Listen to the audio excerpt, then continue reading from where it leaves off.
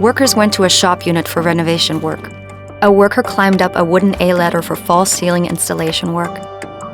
While he was measuring the false ceiling with both hands up, he lost balance and fell from the ladder. His head directly hit the ground and he died. What went wrong?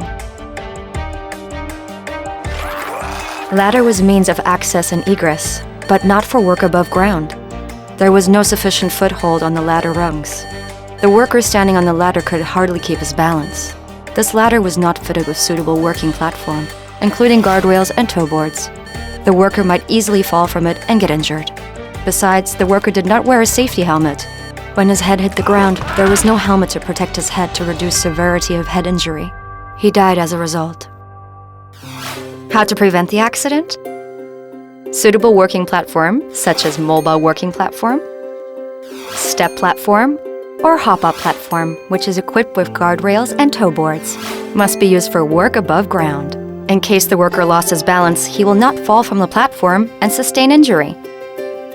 In addition, worker must always wear safety helmet and fasten his chin strap to reduce the risk of head injury. Take adequate safety precautions and work safely.